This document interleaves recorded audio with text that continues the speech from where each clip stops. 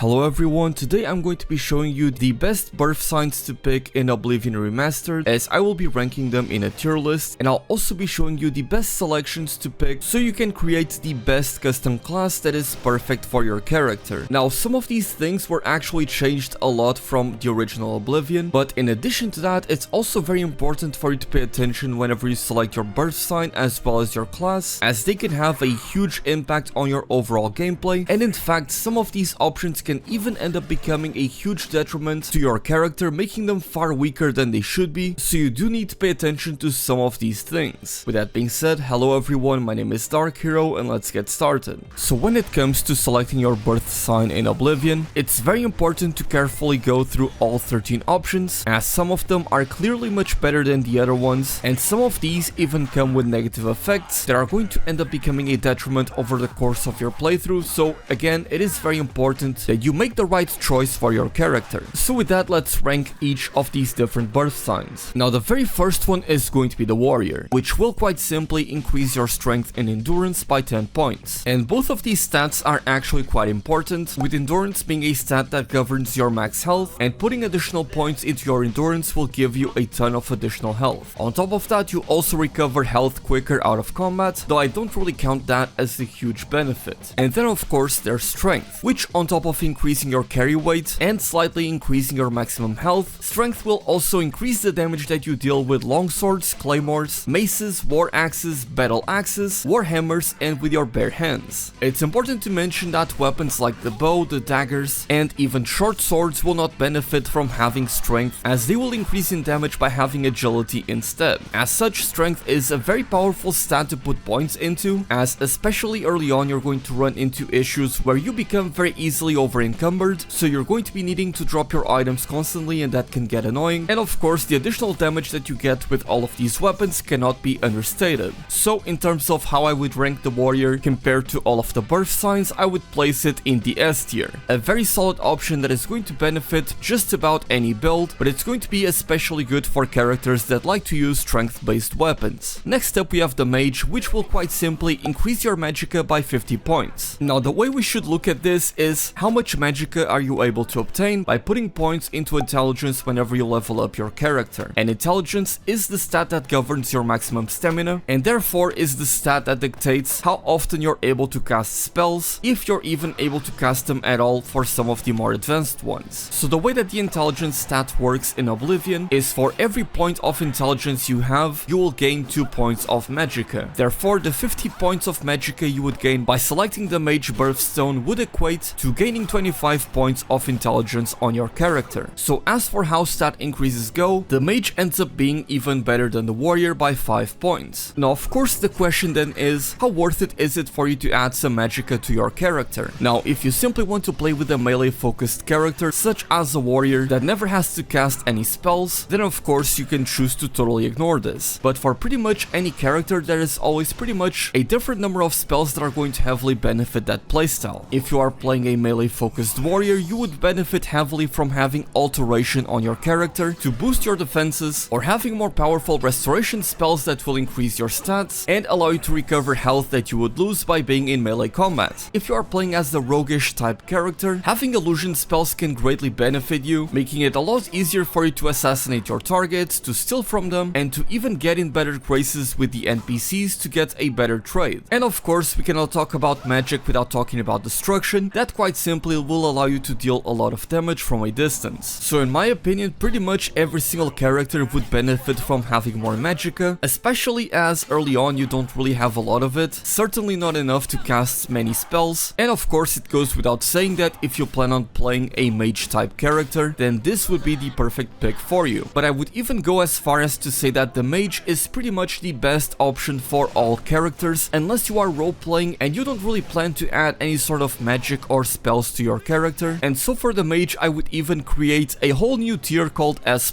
where I would be ranking the mage birth sign. Then we have the thief, which quite simply adds 10 points of agility, luck, and speed. Agility, as I said before, is the stat that governs the damage that you deal with daggers, short swords, and bow. It also will slightly increase your maximum fatigue and how quickly you're able to regenerate your fatigue. And in case you don't know, fatigue is basically stamina in Oblivion. So it's an overall very important stat to level up, up, especially if you are playing as a roguish type sneaky character that likes to use the bow or a dagger, or even a short sword. Speed, on the other hand, simply determines how fast your character is able to move, which doesn't have a lot of impact in my opinion. Sure, it can allow you to travel around the map a little bit quicker, and it can in some instances allow you to kite around the enemies a little bit better so you can dodge incoming attacks, but in my opinion it's not a stat that is very much worth investing points into. And finally we have luck. Now the description of the luck stat doesn't quite tell you much, as it simply states that it affects all of your skills, having an effect on anything you do. The way the luck stat works is basically if you have it under 50, every single one of your stats is going to be decreased marginally by how far to the number 50 you are on your character. And if you have more than 50 luck, every single one of your stats is going to increase in proportion to how much more beyond 50 you have. That said, ultimately you do require to have a lot of points of luck in order to have a big effect on your character, and it would take you a very long time to max out your luck, as whenever you level up you can only add 12 attributes to your characters, and whenever you select luck you can only add a single point, which would consume 4 of those attribute points, leaving you with only 8 additional attributes to add to your character each time you level up. So on one hand, having additional luck at the beginning by just having your birth sign can actually be quite good, because purely from a numbers perspective you are effectively gaining 40 attributes point on your luck stat alone, because again when you level up each luck stat is going to take 4 attribute points. But also again, luck isn't a stat that is going to play into your character very often, especially not until you level up all of the attributes before it. Only then can it have a big impact on them, as luck works on a percentage base. So again, in my opinion, I don't believe that luck is a stat that is worth putting a lot of attribute points into, unless you are going for a very specific build. But ultimately, because of how efficient in terms of numbers the thief is, I'm also going to be placing it in the S tier for the birth signs. Then we have the steed. This sign will quite simply give you 20 points of speed, therefore increasing your movement speed. As I said before, I don't value speed as a stat to put points into, as you can pretty much get a horse at the very beginning of the game and you can still travel around the map very easily. I just don't think that it's a valuable stat, and as such I'm placing the steed in D tier. Then we have a very interesting one in the apprentice. This birth sign will increase your magicka by 100 points, so that is a huge increase, twice as much as what you get by having the mage. But the trade-off is that you get a huge penalty by increasing the damage that you take from magic by 100%. So there is a little bit of a risk-reward situation here. You can certainly play around this weakness very easily if you know what you are doing, especially if you play with alteration. You can easily overcome this weakness and have a lot more damage and access to a lot more tools by having that additional magicka from the very beginning of the game. But if you are a newcomer, you don't know quite what you're going to be doing, I would recommend against picking the apprentice, especially as a lot of the harder to defeat enemies end up having some magic that are going to deal additional damage to you, so that negative side effect is going to come into play a lot of times. So ultimately I'm going to be placing the apprentice in the A tier, because you need to play around the downside that it has, and because of that it's not going to be as valuable for a lot of builds that would not take that into account. Now the next birth sign is going to be the shadow. This one comes with a greater power that you can use once per day that will grant you invisibility for 60 seconds. Now I've never been a huge fan of these greater powers, as only having access to the benefit that you get from your birth sign once per day can feel like a huge wasted opportunity, especially considering that a lot of spells will allow you to become invisible, and a lot of things you do where you would want to have the invisibility, you can achieve a similar result by using a different spell. So honestly, unless you really want to roleplay as a shadow assassin from the very beginning of the game, I do not recommend going for the shadow whatsoever, and I would place it in the D tier.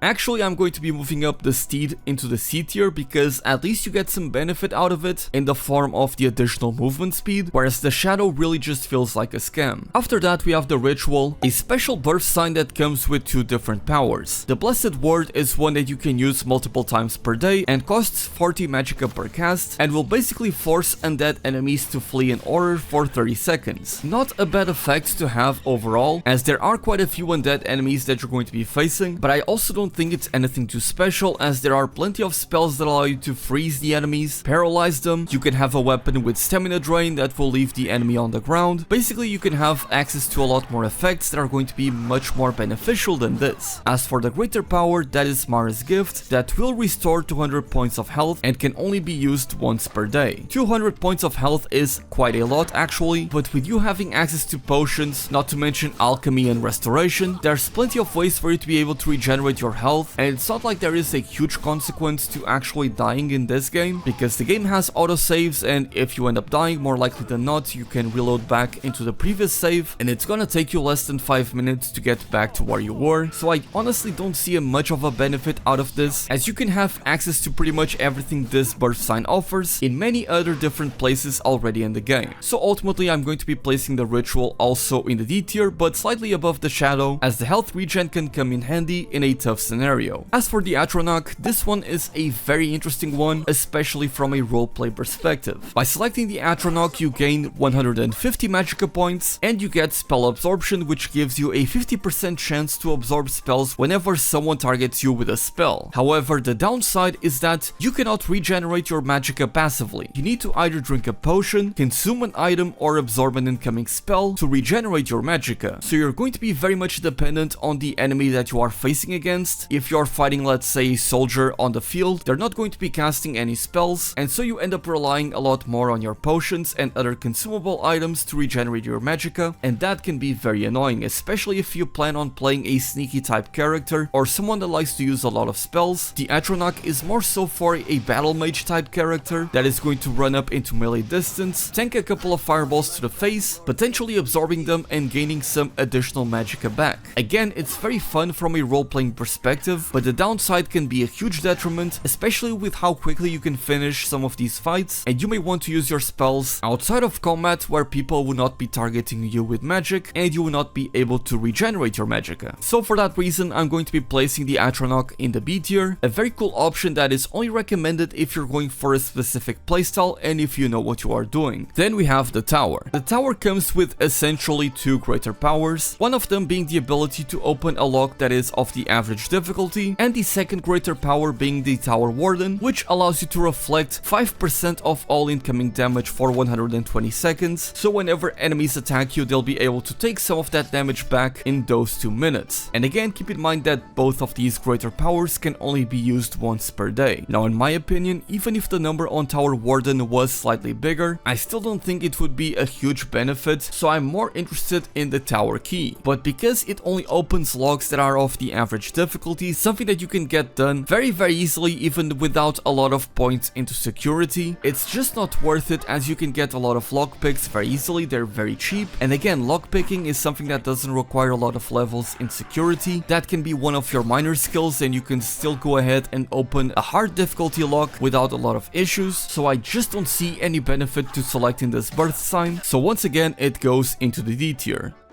just slightly above the shadow. Then we have the Lord, which has become better in the Oblivion Remastered compared to the original Oblivion. This birth sign will give you 15 armor rating and increase your magic resistance by 15%. So if you plan on playing especially a melee character that likes to get up close and tank some hits along the way, you can get a lot of benefit out of having this. And also if you plan on building an especially tanky character, this is definitely the birth sign to pick. That said, in my opinion, I don't think the game quite warrants putting these many resources into your defense, because if that is what you really want to do, you have access to heavy armor, alteration, and even alchemy can all provide you with better damage mitigation tools, and therefore would be more recommended than the Lord. Though ultimately it is a very beneficial effect, just not quite as powerful as some of the other ones. So that said, I'm going to be placing the Lord in the A tier. Not quite as powerful as the basic options, but definitely a very solid choice. Then we have the Lady. This birth sign will increase your willpower by 10 points and your endurance by an additional 10 points. Willpower as a stat will determine how quickly you regenerate your magicka and will also greatly increase your maximum fatigue, aka your stamina. Therefore, willpower is a very important stat in Oblivion, and as such, gaining 10 additional points in willpower from the get-go is a huge benefit. And endurance, as I said said before, is also a very important stat, as it will greatly increase your maximum health and increase the speed at which you regenerate your health out of combat. Now, I place less importance in how much maximum health you have on your character over having more magicka or stamina, or in the case of willpower, over having more magicka and fatigue. And that is exactly what willpower helps you with. And willpower is always a stat that I recommend people to put points into, and is one that I prioritized on my main character. But honestly, you can kind of ignore endurance for quite a few levels, as it isn't as important as the rest of the stats, such as strength, agility, intelligence, or even willpower. So ultimately, the lady is a very powerful pick, just not as good as the warrior, the thief, or the mage, but it's almost there, so I'm placing it at the very bottom of the S tier. Then we have the lover, which will give you a greater power called Lover's Kiss that will paralyze your target for 10 seconds and reduce the caster's fatigue by 120 points. And of course, this being a greater power means you only have access to this birth sign effectively once per day. As I said before, you can immobilize or paralyze targets with a lot of different ways, and being limited to casting this only once per day is a huge detriment, so I don't even need to say anything else. I'm going to be placing the lover in the D tier. That's right, even below the shadow. Now finally, I have the serpent. This one will give you a greater power that will allow you to deal some poison that deals 3 points of damage for 20 seconds. It also cures poison, but whenever you cast this, you will also damage your own fatigue. And again, you can only cast this once per day. And seeing as the serpent is only pretty much providing you with some damage that you can get in many different ways, and it's even a birth sign that is effectively harming you whenever you use it, I honestly just cannot recommend it. It's the bottom one out of all of them. Never pick this unless you are roleplaying, in my opinion. Now, when first creating your class, you might be overwhelmed by having all of these choices, but what really matters the most out of these classes is their major skills as well as their favorite attributes, as you'll be getting a +5 to your favorite attributes. So in the case of the warrior, it would be strength and endurance, and the major skills are a selection from all of the skills in the game that you can find in combat, magic, or stealth, and you can pick up to 7 of these, and they are not only going to have 20 levels right at the start of your new character, but you'll also be able to level these skills up that you select as a major skill much more quickly. These major skills are also very important, as whenever you level up one of these major skills, you'll receive a large portion of your experience to level up your actual character. Now, the way that this worked in the original Oblivion was you could only level up your character by leveling the skills that you have selected as a major skill. So if, for example, I pick the warrior and I level up with a skill that isn't present on this list, let's say sneaking for example, then I would not receive any XP whatsoever to level up my character. This has been changed in the Oblivion Remastered to the point where you do get some XP by leveling up your minor skills, but the amount that you get is going to be much smaller compared to the amount of XP you get by leveling the major skills. Now, I am going to be making a tier list for all of the classes that you can select in Oblivion, but in general, the best option is always going to be to go for a custom class, as by selecting it, not only are you able to pick a specialization, but you can also set your favorite attributes, as well as your major skills without needing to compromise on having 1 or 2 major skills that aren't quite as powerful or that you're not going to be taking advantage of. For example, the major skill blade will affect how much damage you deal with blade weapons, so daggers, short swords, great swords, those kinds of weapons, whereas the blunt skill will affect how much damage you deal with blunt weapons, so those would be the maces, the warhammers, etc. And ideally you would only pick one out of those major skills, but if you select the warrior class for example, you're going to have both blade and blunt at the same time, and even hand to hand, which is its own specialization, and so you may end up wasting a lot of major skills by going down this route. Now, I've already addressed the attributes and how you should prioritize them when I explained the birth signs, but as for the skills, you typically want to go for a skill that is either going to give you a lot of benefit by just having those additional 20 levels at the beginning, or a skill that you're going to be using all of the time, like blade for example, if you're going to be playing as a melee character. So a skill that a lot of people are going to be overlooking that I think can be very powerful as a major skill would be armor for example, as by having those initial 20 levels, you're going to be able to repair magic items, which are of course going to be some of the best weapons in the game, and it's something that you're going to want to have. And by extension, getting these additional levels on Armorer will allow you to repair your gear and have much more effective durability on it, so it can be a nice quality of life skill to have. As for the spellcasting skills, this is quite simply going to depend on your own playstyle and what kind of character you want to play with, though in my opinion it's always worth it to put 1 or 2 different major skills into spellcasting, as you can get a lot of benefits out of some of these schools of magic, and those initial levels are going to allow you to start casting some of the more advanced spells. And if you are someone that, like myself, doesn't like to power farm and likes to level up the character naturally rather than to cheese it and instantly get 100 destruction as soon as you start the game, then having those initial points is going to make a big difference, as you're going to have a much wider selection of spells to be able to cast. Things like heavy armor and light armor can also be very powerful, and I definitely recommend you to always go for one of these two as a major skill depending on what you expect to use on your character. Now, truth be told, heavy armor is much more efficient than light armor, and even if you want to play as a sneaky character, if you know what you are doing and if you are min-maxing, by utilizing alteration to reduce the weight of your armor and utilizing illusion to make sure that nobody can hear you while you are moving with heavy armor, you can still be a good thief while having all of the additional defense of the heavy armor. But of course, light armor still has its benefits, and naturally you don't need to worry about any sort of spellcasting to make sure that you are not hurt while you are sneaking, as you're going to have a much easier time doing it with light armor compared to heavy armor. Selecting sneak as your major skill can also be quite nice, as it can allow you to pickpocket some important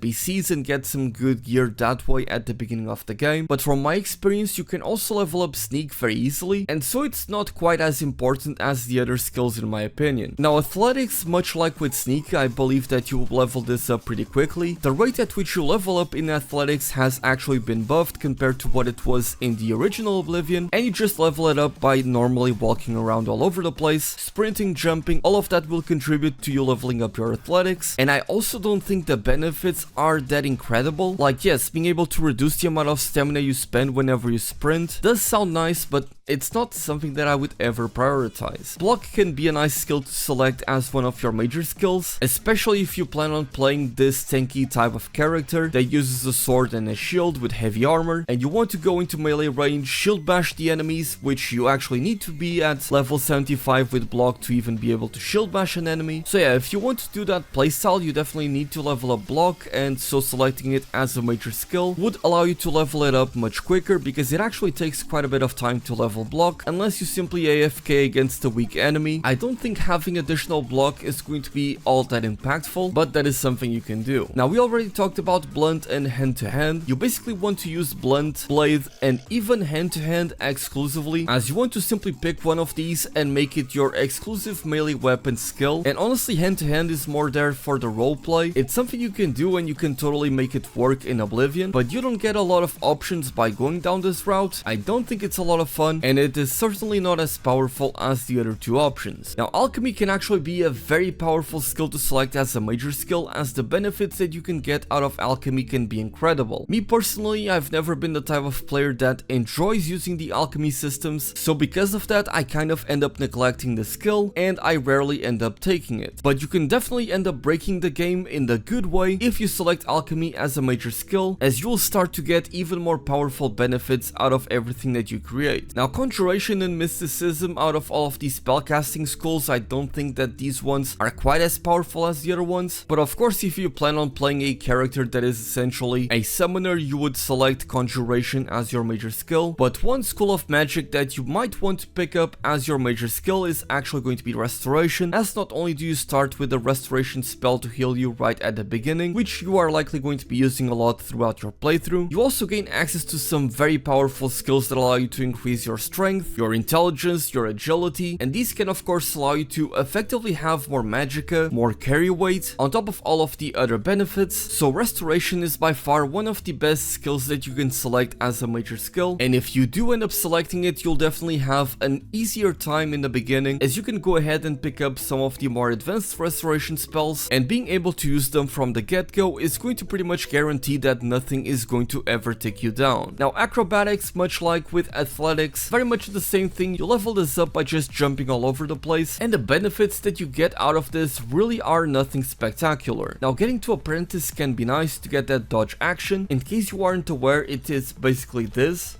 This very small sidestep is the dodge that you end up getting out of it, and it can be nice to kite around the enemies. You hit them a couple of times and then you dodge to the side, but all in all, I just don't think that selecting acrobatics would make a lot of sense. Now, marksman of course is going to be your primary selection if you want to play as a stealth archer type of character, or any archer for that matter, as the benefits you get out of it can actually be quite good, as you stop consuming fatigue whenever you are drawing your bow, you're able to focus so you don't sway your bow as much whenever you are aiming, and you also gain a chance to paralyze your target whenever you hit them with an arrow. So again, if you want to focus on playing with the bow, this is definitely a must pick. Now, mercantile. This one can be quite good at the beginning of the game, but honestly, you're able to make so much gold in Oblivion very easily by just completing a couple of quests. I never feel like I run out of money in this game, and the only time where you would actually be missing money would be at the beginning of the game. And the only real benefits you're going to get out of it at the earlier levels is going to be the items that you sell in poor conditions are going to sell for a little bit more, and at level 50 you're able to sell even items that you have stolen from other vendors, but you are able to do that without having a single point in mercantile by just going to the Thieves Guild or by talking to some specific NPC. So ultimately, I don't think there is a lot of benefit out of taking mercantile, and it's not something that I would recommend. As for security, this skill is going to allow you to more easily lockpick into all kinds of doors and chests that have higher difficulties,